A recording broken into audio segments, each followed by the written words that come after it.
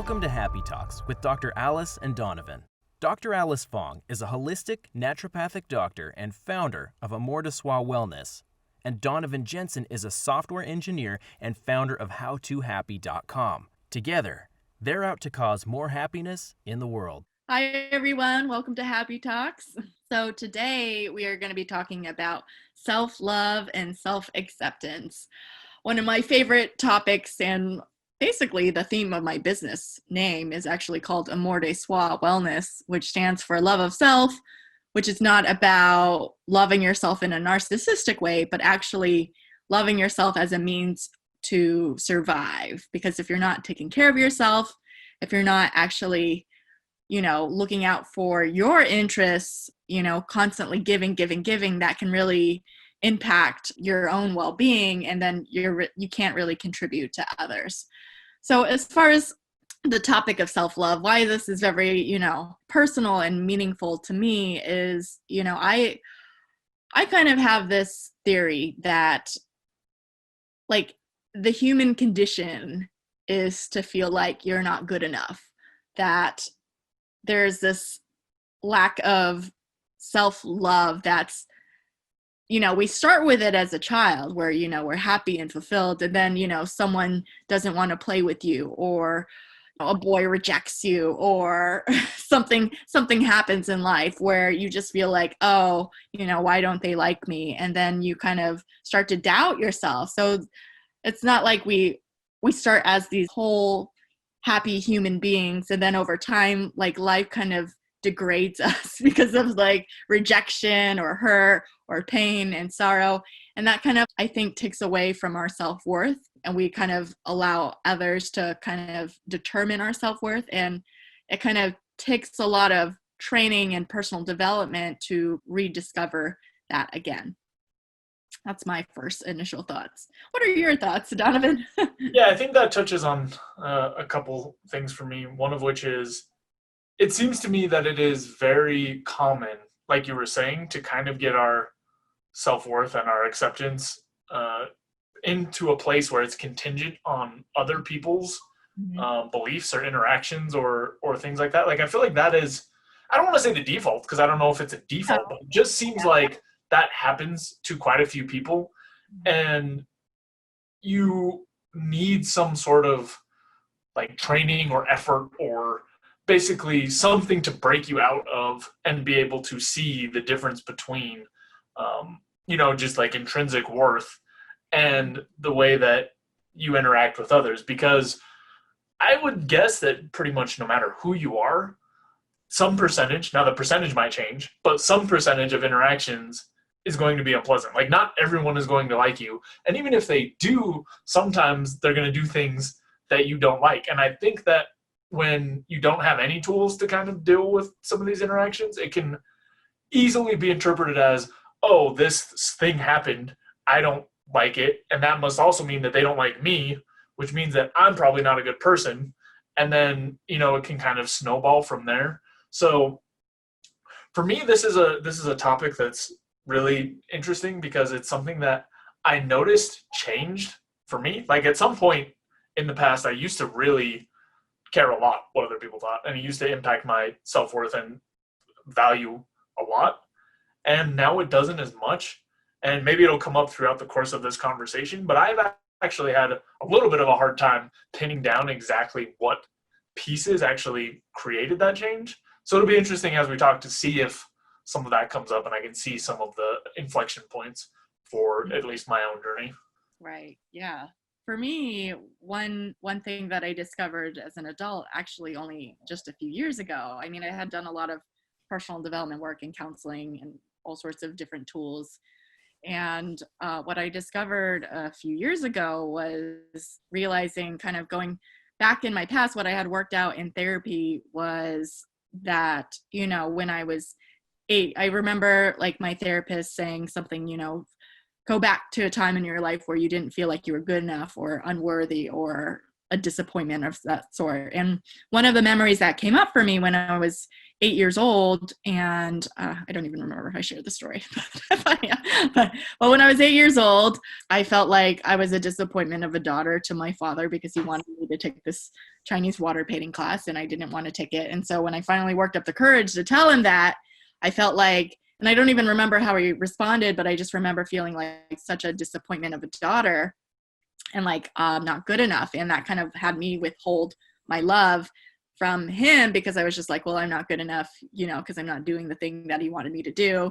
And, I'm a disappointment. And this was just, an 8-year-old child's mind determining how my life is going to go. But why I'm mentioning that story is because through my teens and 20s and even into maybe my early 30s, it's just, I had a repeat pattern of unhealthy relationships where I felt like, I would date people and I just couldn't sustain like a long-term relationship. I did have a long-term relationship in college, although I will admit that like my first love, my life was a lying, cheating bastard. And so, that might have attested to like contribute to the whole not good enough, like, being willing to like put up with all sorts of red flags and things, because I was like, oh, but he loves me, so I will just like look past all the terrible things that he's doing.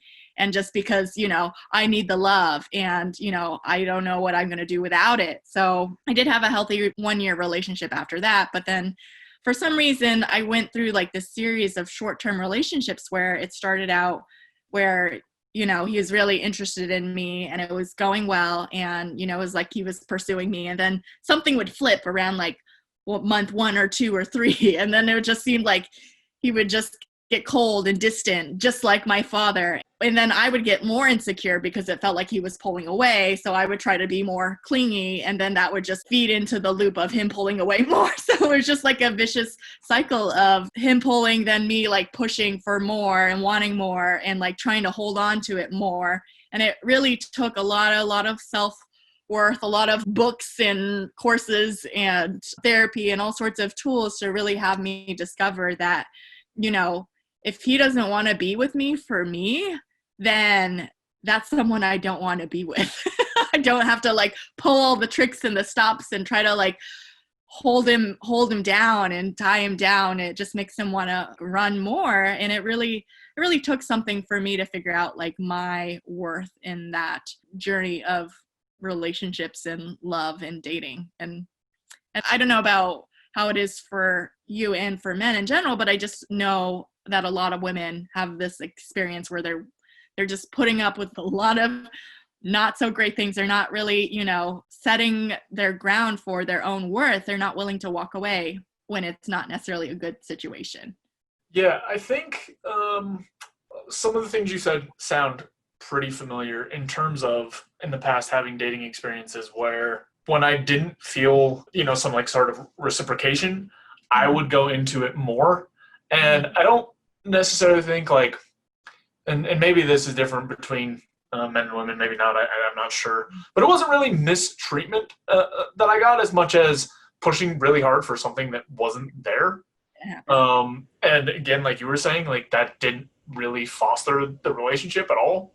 Mm-hmm. So while you were talking about that, I was thinking that that's actually one of the things that changed for me in general for higher like self-worth is having multiple avenues to kind of direct my attention.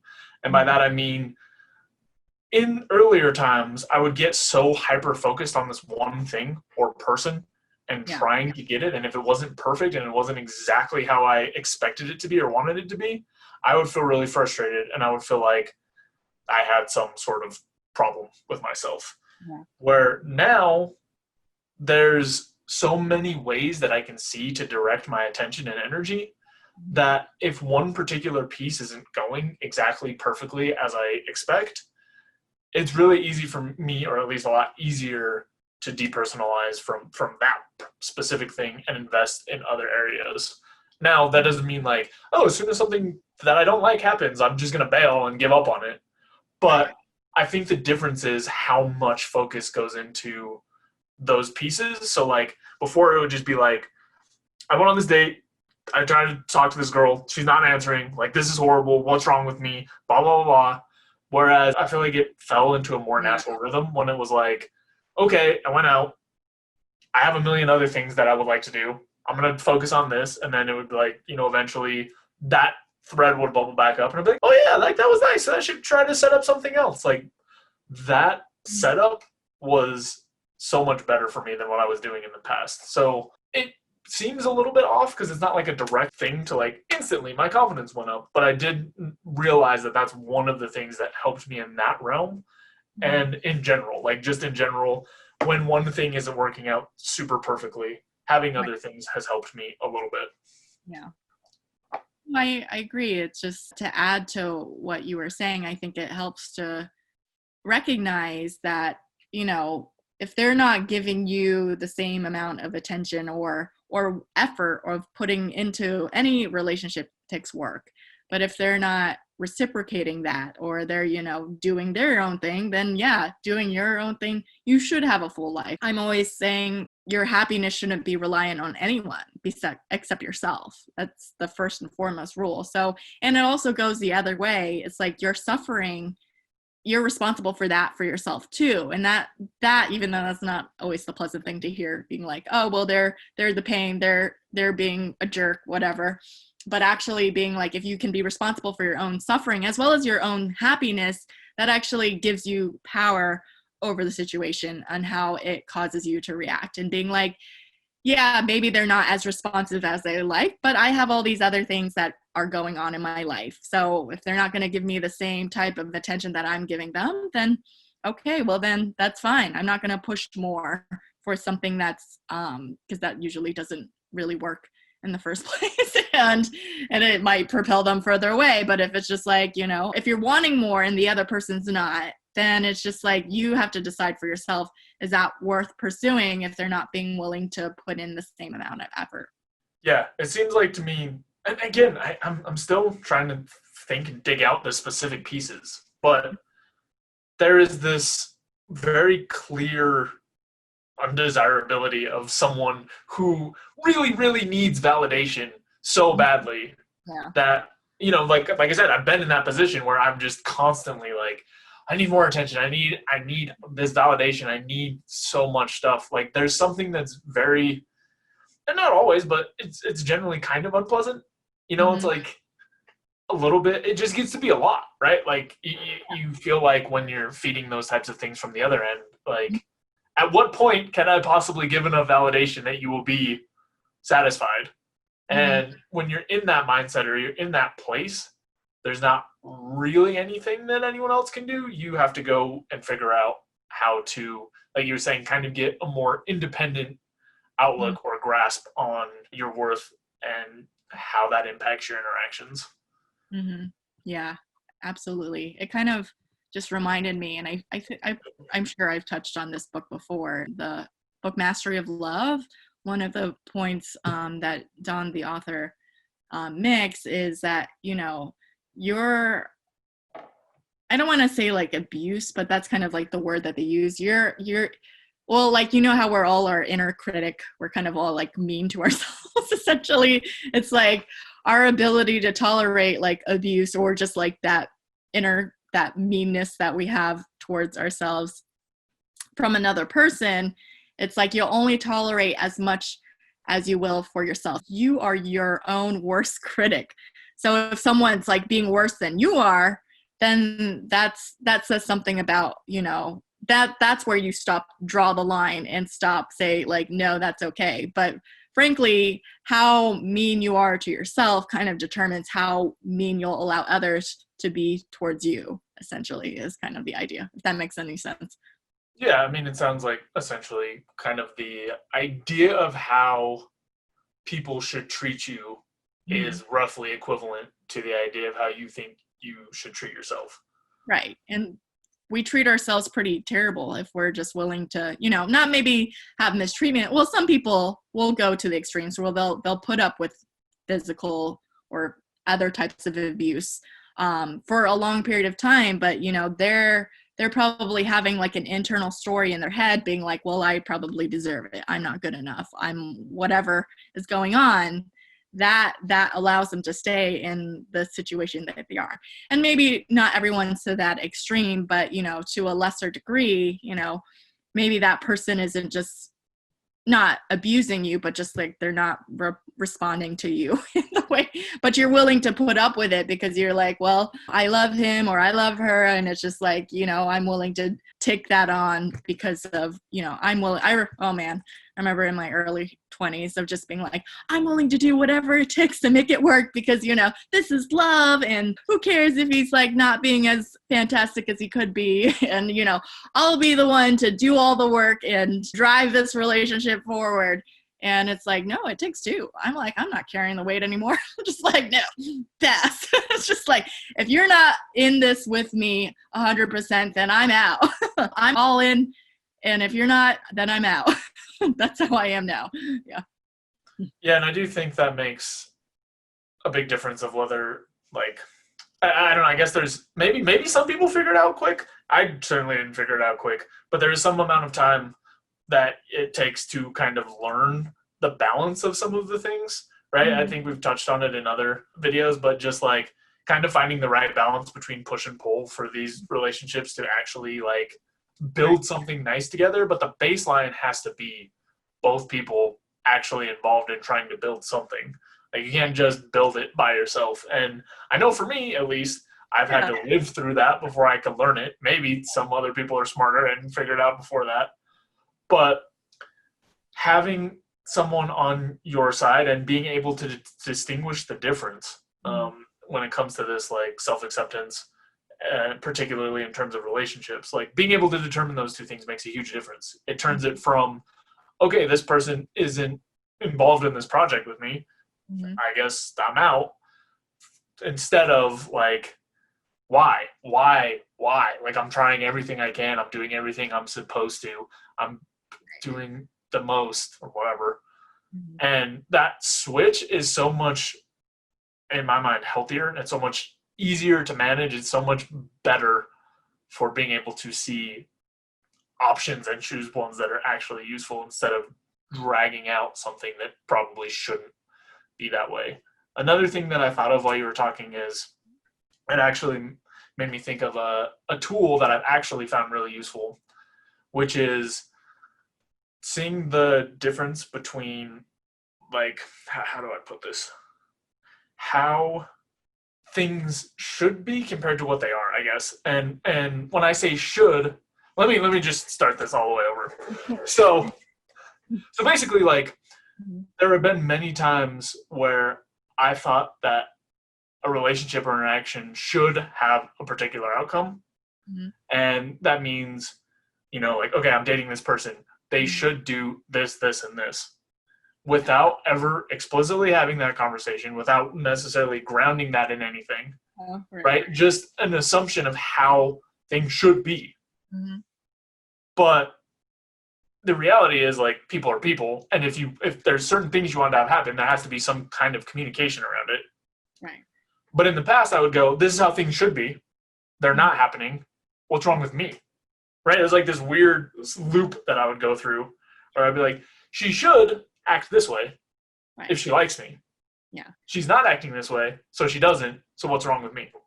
Mm-hmm. And that's actually one of the big levers that turned for me to stop thinking that way and allowed me to get a little bit more healthy grasp on my future relationships.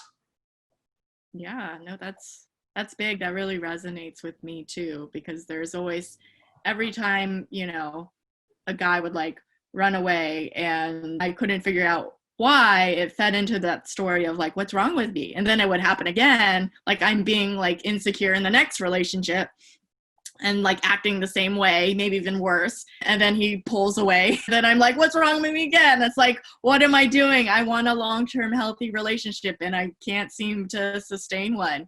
And I don't know what's wrong with me. And then that's like feeding into the next relationship and the next. And it really, what broke the pattern was realizing that, I like also repairing that story that I had about my father, thinking that I'm not good enough and realizing after I talked to my dad about that story as an adult, I never told him that when I was in therapy, but I told him about that later as an adult. And he's like, I never cared that you didn't take that class. And I was like, oh my God, that changes everything. And so, me thinking that I wasn't a good enough daughter and a disappointment was just like this whole story in my head. And when I could let that go, I could let go also these stories of like not being good enough, what's wrong with me in the dating world, and just being like, no, I'm a good person. I am a catch. I'm smart, and I've been told I'm attractive. I've got a lot of qualities going for me, and whatever their issue is, maybe they're a comitophobe or I don't know what it is, but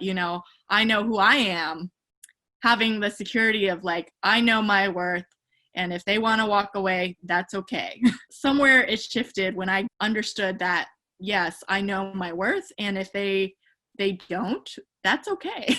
To not be like, oh, let me prove you my worth. It's like, I got all these things going for me. How dare you not say I'm like good enough? Just like that whole thing, when you could just be like, I don't, I had someone like just yell a bunch of things at me a few weeks ago, and I was just like, there's just no truth to that at all. And so I could just be like, yeah, okay. And I think when you have enough worth and confidence in knowing like whatever they're throwing or hurling at you, or whatever they're thinking about you, or if you can know like, no, I am a good person. I have a lot of good qualities, and I'm worthy of love and worthy of a companion that is, compassionate and loving towards me, and not a dick, basically. So just like, so yeah. So it shifted when I could give up that they're not worthy of me if they're going to be like that. Yeah. So turning it around in a way. That makes me think of another thing that actually helped me a lot, which is recognizing when I'm applying an inconsistent standard to kind of my value as opposed to other people's value. So by that I mean, if I had a friend that went on a date, and he was like, I really like this girl and it was awesome, and then I texted her and she didn't text me back, like I would never be like, yeah, dude, you suck. Like, sorry. You know what I mean? Like when you externalize it to someone else, and it's like, I don't know what's going on with her, but she doesn't want to respond for whatever reason. Doesn't mean anything about you. So don't worry about it.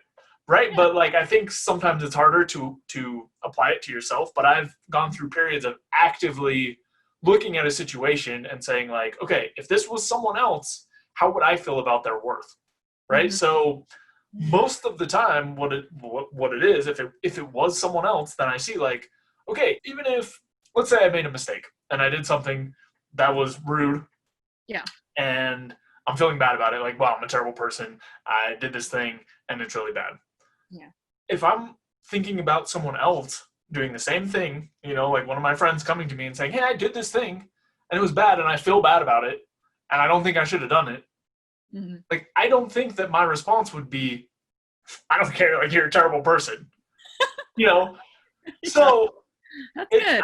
That's helped me a couple times. And again, it can kind of be hard in the moment, but actually, when I have remembered it, applying that standard to an imaginary external person and then seeing the difference, right? Because it's really unfair if you apply the standard to yourself here and everyone else is here, right? Like, everyone is human. Like, we're human. Just because we're having the actual experience doesn't make us, magically a million times better and supposed to be perfect. So that is one thing that's really helped me a lot, that what you were saying kind of reminded me of. Yeah, no, I really think that's a great strategy to kind of separate yourself from the situation and kind of like see yourself as a third party in a way. And I think, it kind of goes back to like, we're always hardest on ourselves compared to other people. But when you like externalize, like if I was saying that to, or a friend was saying that to me, like, oh, this girl didn't text me back, you wouldn't be like, well, clearly you were awful on the date, and and there's obviously, it's just like, maybe she wasn't feeling it, and she wasn't that interested, and it doesn't mean anything. It doesn't mean you're a bad date or anything like that. Just, sometimes people don't always click, and that's okay. And just like let it go, versus being like, oh, what if I said this right? Or what if it was that like one joke that didn't vibe well? Or what if it was like, and I'm guilty of that too, where I would be like, oh, like, let's break down the whole night. Where exactly did I go wrong? What happened? Was it this text, or like, did this offend him? Or was like this whole spiral. And when I could give up all of that and be like, you know what? If he doesn't want to be with me, then that's someone I don't want to be with. And do I want to be with someone who ghosts me on text? No, that is not what I want to be with. So, yeah. Yeah, and I think there's some value to being able to take situations and kind of think about them a little bit for pros and cons. But I imagine what you're talking about, which I've done a million times, is like micro-analyzing every detail with a super negative frame of like, was my breath smelling? And did I breathe like right in her nose? Or like all this like weird, super specific stuff where, yeah, like a quick like, how did that go? Was there anything that like I did that I didn't mean to do, or that, I wasn't putting out my best self? Yeah. But definitely not this like little micro analysis with, and I think most importantly, all these negative frames, right? Like, oh, do you know what I did? I accidentally kicked her a little bit under the table, and like, That must have a been terrible person. Like, right. that's way too much. But yeah. I've seen it, and I mean, I'm sure most people have experienced this. You can see in other people some of the same traps that we probably fall for, which is like, oh, well, do you think it's because I wore this button-up shirt instead of this non-button shirt? And it's like, no, dude, that's for sure not the reason. Like, I have no idea why you're thinking of that, but that's for sure that's not what's going on. How did that even occur to you? Yeah. I don't even remember what I wore. Yeah. Any other thoughts or that you want to add to self-acceptance and self-love? Or I mean, like I said, it's something that I think is really important, because if you don't get it figured out, right, then it's something that can kind of slow you down or trap you at every step of everything else that you try to do. Because if you don't feel like you're a worthy human being and you don't think you have value, right, you either won't go for a lot of things or will allow a lot of bad things to happen to you. And again, it's something that I would actually like to spend more time around, because a lot of my projects or work or things that I've done assume that baseline, but that's not true for everyone, right? So that's actually something that I'm considering spending a lot more time thinking about and investing in, because that foundation is so important for being able to be happy. absolutely. Because like I said, you have it from both sides. You're less likely to go out and do stuff that's probably going to make you feel fulfilled and feel better, and you're more likely to accept things that are going to make your life tough and miserable. So yeah, that's pretty much all I have. I may do some research and come back with a lot more ideas at some point. Always do a part 2. But Yeah. just one thing that I just want to touch on before we wrap up is the idea of, and we can make this a whole different episode, but just like, how do you find, because I feel like I'm a person that constantly seeks to improve myself and develop myself and grow, because I think that's important. But it's like, where do you draw the line of like the self-love and self-acceptance of being okay with where you are at now? Maybe I'm not exactly where I want to be, like being content with the now and the present, but also still like driving for more. And it's like, where do you draw that line? It's very kind of like, am I doing it because I feel like I'm not doing enough right now? Or is it because I do like growth and development? So it's sometimes a tricky line to figure out. Yeah, I actually do have some thoughts on that if you want to talk about it right now. Yeah, no, really, sure. So that's something I also thought about. That's been very interesting to me, because like, where's the boundary between I want to get better and oh no, like now I'm not good enough. I'm not and sure to me, I want to be. Yeah.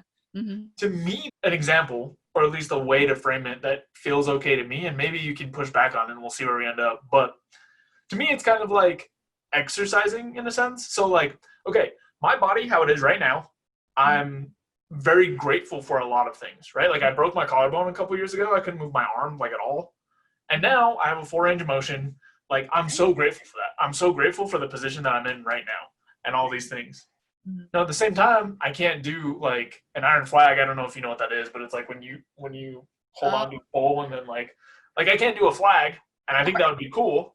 That would be cool. Yeah. So like, to me, I guess it's this mix of like, here's these things that I think would be cool, but then I also have gratitude for the position and the things that I already have. And I also apply that to other traits and other things that I want to work on. So for example, like I think it'd be cool if I was way better at communicating, but I'm Mhm. grateful that I've at least built up some tools. I'm grateful that I've made some progress on that. Right. And I don't know if this works for other people. I don't know if this lands, but for Mhm. me, that has helped me to both be able to want to push into new realms and improve Yeah. without feeling like, well, I'm not good enough now. Because I don't feel like, since I can't do a flag right now, I don't feel bad. Like I'm not like, wow, like I'm such a loser. Because there's all these other things that I'm super grateful for Yeah. that I'm already in this position. Mhm. And the other part of it is I kind of have a little bit of a mindset of like, accomplishing these things takes investment. And if I haven't invested in the thing yet, then how could I possibly expect to have it? So that is to say, like, I want to be better in terms of stronger, Yeah. but I'm not going to beat myself up for not being able to do a flag because I haven't been training my body in a way that would allow me to do that. So those are some of the pieces that have helped me. It's not something that I've actually really like talked with many people about very much. So I have no idea how that lands, if at all. Mhm. No, I can relate to that in, same realm of like fitness. I just started lifting again. I've kind of gone in and out of weightlifting and training, and I started again at the beginning of this year. And I was just thinking, I'm like, sometimes I have the thought, if I just started like 5 years ago, I would have so much more further progress than I would right now, instead of like having to start over and kind of like build again. But then I think, it does help. So I'm like, is that beating myself up? Because then I'm thinking, well, like, it's better to start now than never. And, 5 years from now, I will definitely have increased and made gains and be able to lift way more if I never did it. So it's just like, it's the past. I sometimes do wish, I'm like, oh, if I only started this sooner, then I would be here now. But, can't do anything about that. So I also have the gratitude piece being like, yeah, I am where I am at right now, and this is exactly where I need to be. And, I do want to improve. I have some goals in mind, an idea of where I want to go, but, because I can't like do a pull up yet, I'm not going to be like, well, I suck at sports.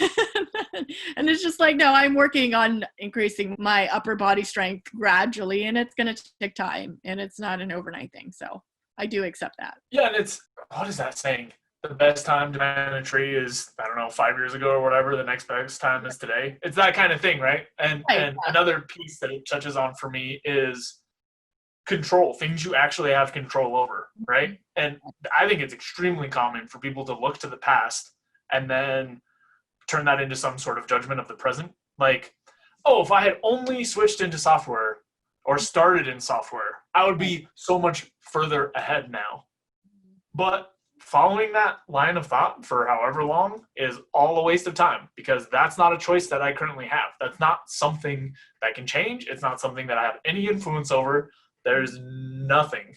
Mhm. So that's one thing that I feel like I see a lot and does tie into this kind of self-love acceptance thing, because people see these fake alternative paths. And I say fake because, hindsight's 2020, right? Like, I'm just going to throw out a ton of sayings right now, but like, you can look back and you can see like, oh, if I had made this pivot here, then I would have been in a better position than I am now.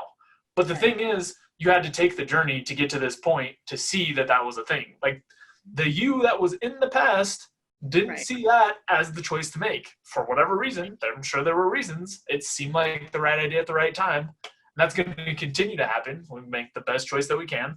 And then we're going to go a few years down the line and we can still look back and be like, well, I should have done this other thing. But that's such a waste of time. And it's also fake. It's so fake because you have more information and different information than you had in the past.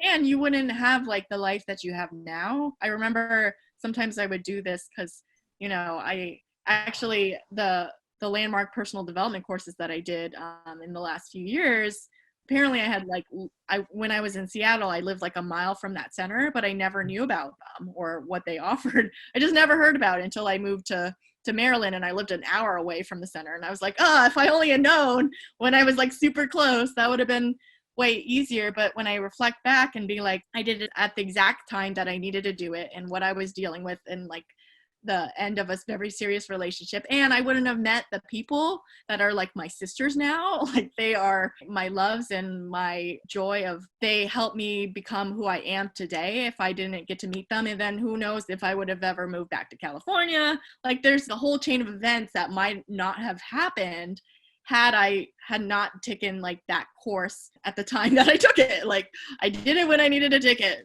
That's what the universe decided for me, I guess. But there is always sometimes that thought of like, oh, if I'd done it sooner, I would be like way more present and aware and mindful, just like way more personally developed than I am right now. But you know, I have to reflect on, you know, I wouldn't have the life I have right now, which is pretty freaking awesome, if I didn't do it at the time that I did it. And I wouldn't have the people in my life that I have right now because of that. So that's, you know, can't trade that for the world.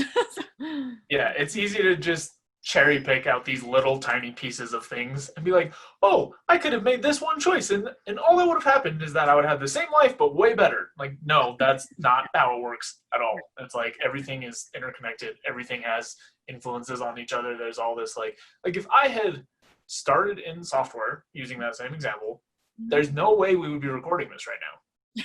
Because I would not have done the work, or would not have developed the interest in the right way. Or maybe I would have, but I wouldn't have the same level of knowledge, if I have any at all. But I wouldn't have the same confidence to be able to speak on these topics if I had taken that path. So it's not like, oh, I wish that I just cherry picked this one thing and then everything would be perfect around it. No, like, it's a completely different life.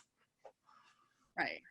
Absolutely. Yeah, I know. It just imagines, like, if we had done things a little differently, we wouldn't have created this show together. And this, I really have to, you know, I appreciate a lot of what we created together. And I think, I don't even know what episode we're on. I think this is like 17 or 18 or 19. I don't know. I lost track, which is pretty impressive. Like, the longest like video series I've done for myself. So yeah, I'm pretty proud of us, and I'm glad that it kind of, our different separate paths have led us to create this show together. Likewise. Yeah. I don't know if it's the longest running, but it's for sure the most consistent longest running thing I've ever done. Awesome. Well, I think that's a good stopping point. And thanks everyone for watching, and we'll see you next time.